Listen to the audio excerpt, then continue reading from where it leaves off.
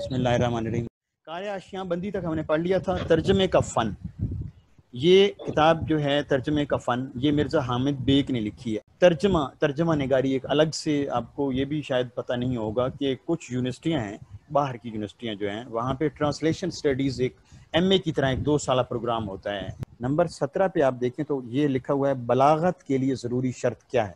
اس کا مطلب یہ ہوا کہ ٹرمینالوجی بھی پڑھنی ہے، جیسے مختلف چیزیں ہوتی ہیں، مثلاً ہم کہتے ہیں کہ جی فصیح کا کیا مطلب ہے، مسجع کا کیا مطلب ہے، مکفہ کا کیا مطلب ہے، اندرونی قوافی کا کیا مطلب ہے، یہ یعنی نثر اور نظم مطلب شاعری، ان سب کی ٹرمینالوجی کو ہمیں سمجھنا ہوگا، اور ان ٹرمینالوجیز کو سمجھنے کے بعد ہم کم از کم اتنا نالج رکھتے ہوں گے کہ اس طرح کا کوئی لفظ آ جائے تو پھر ہم اس کو پہچان لیں، اور اس کی نیچے جو آپشن دیے ہوئے ہوں گے، یعنی آپشنز کا آپ کو یہ بھی فائدہ ہے کہ کچھ نہ کچھ پتہ ہو تو پھر آپ اس کو سوال کو سلیکٹ کر سکتے ہیں۔ مثلا آپ کو بلاغت کے بارے میں اگر تھوڑا سا بھی پتہ ہو کہ لفظ آپ عام طور پہ پڑھتے رہتے ہیں فصیح و بلیغ، فصیح و بلیغ کا مطلب فصاحت اس چیز کو کہا جاتا ہے جس میں روانی ہو، اٹکاؤ نہ ہو، کوئی چیز رکاوٹ نہ ہو، زبان سادہ ہو، صاف ہو، زبان ایسی ہو جو خوبصورتی کی حامل ہو، شائستگی ہو۔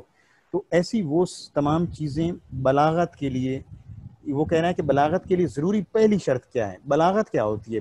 بلاغت ہوتی ہے کہ آپ کی بات مؤثر طور پہ جس کو آپ مخاطب ہیں، چاہے وہ ایک قاری ہے یا بہت سے قارئین ہیں، ان سب تک اسی طرح کنوے ہو جائے جیسی آپ بول رہے ہیں۔ یہ نہیں کہ آپ کچھ بولیں اور آگے جو بولنے والا ہے وہ کچھ، جو سننے والا ہے وہ کچھ اور سمجھے۔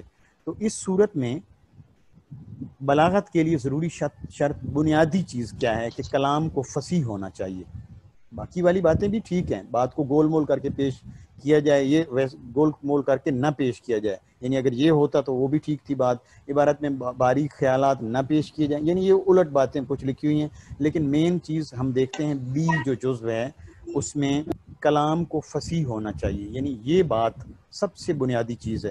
تو اس کا مطلب یہ ہوا کہ ہم نے زبان کے حوالے سے بہت سی باتوں کو پڑھنا ہے۔ زبان یا لسانیات کے زمرے میں اس طرح تو نہیں آتا ہے، لیکن یہ ٹرمینالوجی ہمیں دیکھنا ہوگی، اس طرح کی چیزوں کو بھی دیکھنا ہوگا۔ پت جھڑ میں خود کلامی۔ اب نیچے جو آپشنز نظر آ رہے ہیں، یہ ایک تنقید نگار ہے، ایک اور افسانہ نگار ہے، ایک شاعر ہے، ایک اور شاعر ہے۔ تو کچھ شاعر ہیں، کچھ اور قسم کے مضامین لکھنے والے، یا افسانہ نگار یا تنقید نگار، تو اس طرح کے ہیں۔ کیونکہ ہمارے نالج میں ہوگا، ہم نے بہت سے افسانہ نگاروں کو پڑھا ہوا ہوگا، جیسے کہ میں نے پیچھے یہ بات آپ کو کی تھی کہ آپ کو افسانہ نگاروں کو بھی پڑھنا ہوگا جو اہم ہیں۔ تو یہ ڈاکٹر رشید امجد ہیں، ایک ویسے اسلام آباد میں ہی مختلف یونیورسٹیوں میں رہے ہیں اور مختلف جگہوں پہ رسالوں کے بھی مدیر رہے ہیں۔ تو یہ افسانوی مجموعہ ہے، ڈاکٹر رشید امجد کے افسانوں کا مجموعہ ہے۔ آگے سوال ہے 19واں، وہ ہے نکلے تیری تلاش میں۔ ایسے لگتا ہے کہ یہ، اب نیچے آپشن ہے کہ یہ کیا چیز ہے۔ فوری طور پہ آپ نے کوئی کام بھی نہیں کرنا ہے، مثلا آپ کو یقین بھی ہو کہ یہ سفر نامہ ہے، پھر بھی آپ نے سفر نامہ پہ ٹک نہیں کرنا ہے، آپ نے غور کرنا ہے، ٹھیک ہے یہ پوچھ رہا ہے کہ یہ کون سی صنف ہے۔ نکلے تیری تلاش میں، پھر ہم اپنے پریویس نالج پہ غور کریں گے۔ ہم نے چونکہ مستنصر حسین تارڑ کو پڑھا ہوا ہوگا، ڈسکس کر چکے ہوں گے، تو ہمارے سے یہ سوال مس نہیں ہو سکتا ہے۔ ہم نے چونکہ پڑھا ہوا ہوگا، اہم افسانہ نگاروں کو، اہم سفر نامہ نگاروں کو، خاکہ نگار، ہر فیلڈ کے جو لوگ ہیں ان کو پڑھا ہوا ہوگا، تو اس لیے ہمیں اس سوال کا پتہ چل جائے گا۔ لہٰذا اس کا جواب کیا ہے؟ سفر نامہ ہے۔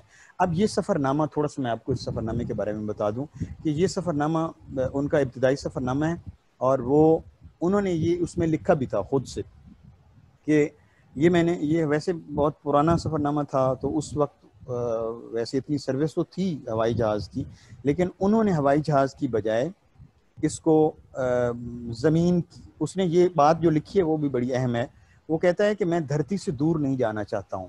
یہ میں ایگزیکٹ نہیں پڑھ رہا، میرے پاس اس وقت نہیں ہے، میں نے ویسے ہی پڑھا ہے، تو وہ جو بات ہے میں اس کو خلاصہ بتا رہا ہوں، یعنی اس کے الفاظ نہیں ہیں۔ وہ یہ کہتا ہے کہ میں دھرتی سے دور نہیں ہونا چاہتا ہوں، کیونکہ میں اگر جہاز پہ جاؤں گا تو میں دھرتی سے دور ہو جاؤں گا، اور پھر مجھے واپس آنے کی الجھن ہوگی کہ میں کس وقت اپنی دھرتی پہ واپس آؤں گا۔ یہ پوری دھرتی، زمین پوری جو دنیا ہے اس کو اس نے کہا ہے، اور اس نے کہا ہے کہ میں اسی لیے اس سے ٹچ رہنا چاہتا ہوں، اور اسی کے اوپر چلنا سے مراد گاڑیوں وغیرہ پہ۔ تو وہ مختلف جگہوں پہ، کسی جگہ پہ بس پہ گئے، کسی جگہ پہ ریل کے ذریعے سے گئے، تو وہ یہاں سے گئے کابل سے پھر گئے ایران سے استنبول، اور پھر استنبول سے یعنی وہ جو ترکی کا ہے وہاں سے پھر وہ لندن میں گئے، اور وہ بہت سے شہر ہیں ان کی باتیں انہوں نے کی ہیں، اور پھر وہ پیار کا پہلا شہر اس کا حصہ بھی ہے، اس میں ایک چیپٹر ہے، تو یہ باتیں بھی ہم ساری کریں گے۔ بہرحال یہ نکلے تیری تلاش میں سفر نامہ ہے، بنیادی طور پہ جو ہمارا سوال ہے اس کو ہم اگر جان لیتے ہیں تو یہی ہمارے لیے کافی ہے، بعد میں اس کی ڈسکشن بھی ہوگی۔ مستنصر حسین تارڑ کافی اہم شخصیت ہیں، امجد اسلام امجد، مستنصر حسین تارڑ۔ ہم نے زندہ لوگوں کو بھی دیکھنا ہے، اور جو لوگ ہمارے جو ادیب چلے گئے ہیں دنیا سے، یا دنیا میں جتنے بھی، جیسے ابھی راحت اندوری وہ چلے گئے ہیں، تو وہ بھی بہت اہم شاعر ہیں، تو ان کے حوالے سے بھی سوالات آ سکتے ہیں، لیکن عام طور پہ ہمارے جو جو سوالات آتے ہیں وہ پاکستان کے ادب سے زیادہ آتے ہیں، پاکستانی جو لٹریچر ہے۔ پنجاب میں سب سے پہلا اخبار کون سا تھا؟ تو پنجاب میں سب سے پہلا اردو اخبار کوہ نور ہے، تو اس کا مطلب یہ ہے کہ صحافت کی ہسٹری کو بھی پڑھنا ہے، صحافت کی تاریخ کو بھی پڑھنا ہے، اور صحافت سے ریلیونٹ مختلف چیزوں کو بھی پڑھنا ہے کہ کون سی چیز، کون سا اخبار، کون سا رسالہ، یہ اسی رسائل والے معاملے میں آ جائے گا جو ہم نے رسائل وغیرہ کو پڑھنا ہے، پھر رسائل کی ہم نے ابتدا بھی پڑھنی ہے، اس کی پوری تاریخ پڑھنی ہے، تو اس میں یہ ساری چیزیں کور ہو جائیں گی انشاءاللہ۔ اچھا، پھر ہے اردو تنقید کا ارتقاء۔ اردو تنقید کا ارتقاء، یہ ڈاکٹر عبادت بریلوی ہیں جنہوں نے یہ کتاب شائع کی ہے، یہ لکھی ہے، اور اس میں تنقید کی ساری مرحلہ وار، یعنی تنقید کس طریقے سے، تنقید کی کتابیں سامنے آتی رہی ہیں اور کس طریقے سے تنقید نے اپنا سفر طے کیا ہے۔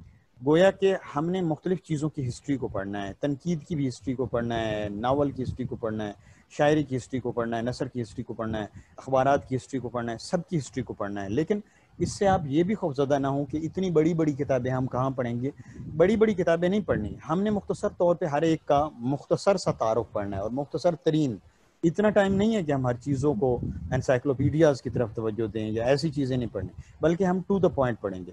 طلسم خیال جو ہے یہ کرشن چندر کا ہے۔ اگلا سوال ہے، یہ برسر پرخاش ہونا، پرخاش لفظ ہے، سوچنے کی کوشش کرنی ہے کہ اس کا کیا مطلب ہے۔ ایسا کوئی لفظ ہمارے سامنے نظر نہ آ رہا ہو کہ یہ کدھر سے نکلا ہے۔ برسر اقتدار ایک لفظ ہوتا ہے، یعنی اقتدار پہ آ جانا۔ پرخاش کا کیا مطلب ہوگا ہم سوچیں گے۔ خاش کیا ہے، تھوڑا سا اندازہ ہوتا ہے کہ شاید یہ کوئی مخالفت، دشمنی یا اس ٹائپ کی چیز ہے، تو یہ اصل میں ہوتا ہے مقابل کوئی بندہ جب آ جاتا ہے۔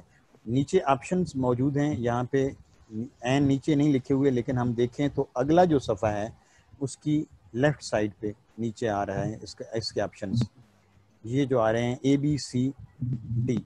اے ہے دشمن ہونا، بی خاموش ہو جانا، دوست ہونا، مالدار ہونا۔ عام طور پہ لوگ سمجھتے ہیں کہ شاید یہ پرخاش ہے تو یہ خاموش والا لفظ ملتا جلتا ہے، تو یہ ہوگا۔ تو اس کا چونکہ اس نے پوچھا کیا ہے، سب سے پہلے ہم نے یہ بھی دیکھنا ہے کہ اس کا پوچھا کیا ہے، تو اس نے اس کا مطلب پوچھا ہے۔ تو مطلب کیا ہے؟ مقابل آنا، مقابلے میں آنا، مقابلے پہ جو ہوتا ہے وہ دشمن ہوتا ہے، لہٰذا اس کا درست جواب اے ہے، دشمن ہونا۔ کوئی شخص جب سامنے آ جاتا ہے تو وہ آپ کا دشمن ہوتا ہے۔ اگلا سوال ہے، سندھ میں اردو شاعری۔ یہ سندھ میں اردو شاعری، یہ پھر مختلف علاقائی جو ہماری کتابیں شائع ہوئی ہیں، بعض لوگ ایسے ہیں جو پنجاب کے حوالے سے بہت مشہور ہیں، پنجاب کی زبان کے حوالے سے، پنجابی کے حوالے سے، یا پنجاب میں اردو کے حوالے سے مشہور ہوں گے، جیسے حافظ محمود شیرانی نے نظریہ پیش کیا زبان کے آغاز کا۔ تو انہی لوگوں نے جنہوں نے زبان کے حوالے سے بات کی، ان کی ظاہر ہے کہ وہ لوگ متعلقہ ہوتے ہیں، وہ لوگ اس پہ غور کرتے رہتے ہیں، کتابیں لکھتے رہتے ہیں۔ تو ایک نبی بخش خان بلوچ، انہوں نے سندھی زبان کے حوالے سے کافی کام کیا، تو انہوں نے پھر ایک کتاب بھی لکھی، سندھ میں اردو شاعری۔ ہمیں اگر نہیں پتہ چل رہا تو ہمارے سامنے مختلف قسم کے آپشنز ہوتے ہیں، ہم کہتے ہیں قدرت اللہ قاسم ہے، میراں جی ہے۔ اب میراں جی جو ہیں یہ نہیں لگتا کہ انہوں نے سندھ میں اردو شاعری کے حوالے سے کیا ہوگا۔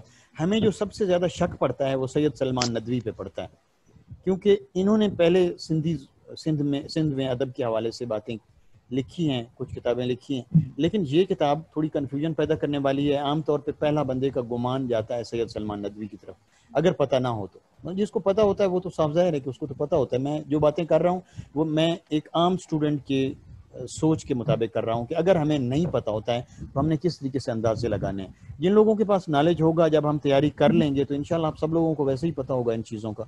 تو ہم نے اس کا مطلب یہ ہوا کہ مختلف علاقوں میں یعنی صوبوں میں بھی غور کرنا ہے کہ صوبوں کے لحاظ سے شاعری، نثر، زبان یا ادب یا اس حوالے سے کون کون سی کتابیں شائع ہوئی ہیں. تو ہر اس کتاب کو اپنے ذہن میں رکھنا ہے جو صوبوں کے نام سے ہو. جیسے پنجاب میں اردو شاعری کے عنوان سے کوئی ہو، سندھ میں ہو، بلوچستان میں ہو، سرحد میں ہو، کشمیر میں ہو، یا پورے پاکستان میں کوئی اردو کے حوالے سے ہو. تو علاقائی طور پہ جب کسی زبان کے حوالے سے کوئی بات کی گئی ہو یا کسی صنف کے حوالے سے بات کی گئی ہو، جیسے سندھ میں اردو ناول نگاری اگر کوئی ایسی کتاب ہے، تو ہم نے اس ٹائپ کی تمام کتابوں کو دیکھنا ہے جو کسی اور صوبے میں یا کسی اور حوالے سے کسی علاقائیت کو ظاہر کرتی ہوں. تو یہ ہے. 25 ہے ترقی پسند مصنفین کے پہلے اجلاس کی صدارت کس نے کی. یہ آپ کو عام سا سوال ہے، پتہ ہے. جنہوں نے ترقی پسند تحریک کو پڑھا ہے ان کو پتہ ہے کہ ناکنگ ریسٹوران میں یہ پریم چند نے 1936 میں اس کی صدارت کی تھی. تو یہ بہرحال کافی اہم بات ہے جو کہ اوپر کے سوالات میں آئی ہیں، لیکن بعض عام سے سوالات بھی آ جاتے ہیں.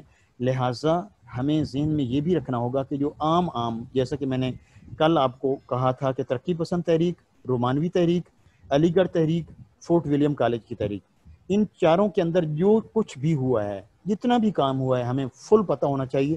ان کے سن کا پتہ ہونا چاہیے، مصنفین کا پتہ ہونا چاہیے، مصنفین کی دیگر کتب کا پتہ ہونا چاہیے. بعض ایسے لوگ بھی ہیں جنہوں نے ایک کتاب نہیں کافی ساری کتابیں لکھی ہیں. پھر ان کے پس منظر کا پتہ ہونا چاہیے. جیسے باغ و بہار ہے تو میر امن دہلوی کے اس کے پس منظر کا پتہ ہونا چاہیے کہ انہوں نے وہ کیسے لکھی تھی، کدھر سے اخذ کی تھی، پہلے کیا تھی، بعد میں کیا تھی، کس کی تحریک پہ لکھی تھی. فورٹ ولیم کالج کے کون چلا رہا تھا، علی گڑھ کو کون چلا رہا تھا، رومانوی تحریک کا آغاز کیسے ہوا، ترقی پسند کا. تو اس میں پھر اس طرح کے سوالات کو ہم کور کر لیں گے. اچھا، اگلا سوال ہے 26، سوال نمبر 26 ہے، فراق گورکھپوری کا اصل نام کیا تھا. فراق گورکھپوری کا اصل نام کیا تھا؟ یہ ہمیں کیا شو کر رہا ہے، یہ ہمیں بتا رہا ہے، یہ یعنی پیغام دے رہا ہے پرچے کا سوال کہ اسٹوڈنٹس کو چاہیے یعنی کینڈیڈیٹس کو چاہیے کہ وہ تمام شعراء کے اصل نام بھی یاد کر لیں. ٹھیک ہو گیا نا؟ ایک اور فیلڈ آپ کے ذہن میں آ گیا.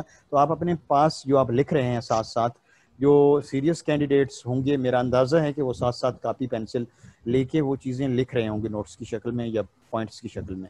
تو آپ نے ایک کام یہ بھی کرنا ہے، بلکہ یہ کام کرنے تو پھر میں نے ہی ہیں آپ لوگوں کے لیے، کوشش یعنی میں بھی کروں گا، لیکن آپ اپنے طور پہ بھی یہ کام کر سکتے ہیں جو میں بتا رہا ہوں کہ جتنے بھی اہم شعراء ہیں جو آپ کو نظر آتے ہیں، جو آپ سمجھتے ہیں کہ اہم ہیں، ان کے اصل نام جانچنے کی کوشش کریں. جتنے بھی ہمارے پرانے شعراء ہیں ان سب کے اصل نام کچھ اور تھے. جیسے اسی 26 سوال کو آپ دیکھیں تو رگھوپتی سہائے، یہ فراق گورکھپوری کا نام تھا. اس کے بعد ہے اخبار اردو. یہ تو آج کل کی بات ہے کیونکہ یہ ہر بندے کو پتہ ہے کہ یہ 4 ادارے لکھے ہوئے ہیں. پرچہ تو ہے 2017 کا، 2017 سے پہلے کا تبدیلی ہوئی ہے تو پھر تو بڑی غلطی ہے. اس کا نام ادارہ فروغ قومی زبان ہے. اب جو اس کا جواب ہے نا سی، 4 اداروں کا نام یہاں پہ لکھا ہوا ہے. اکادمی ادبیات، یہ انگریزی میں اس کا نام ہے اکیڈمی آف لیٹرز. تو ہم نے پیچھے بھی سوال چونکہ آ چکا ہے، میں بار بار کہہ چکا ہوں کہ ہم نے رسالوں کو بھی دیکھنا ہے. رسالے کس ادارے سے نکلتے ہیں، کون ان کا مدیر ہے، کس نے اس کو شروع کیا تھا، کب شروع کیا تھا، اب اس کی پوزیشن کیا ہے، اور اس کی نوعیت کیا ہے، کس حیثیت میں اس کو شائع کیا جاتا ہے.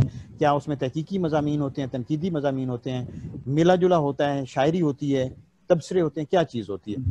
ان سب چیزوں کو بھی ہم نے دیکھنا ہے اور اداروں کو بھی دیکھنا ہے.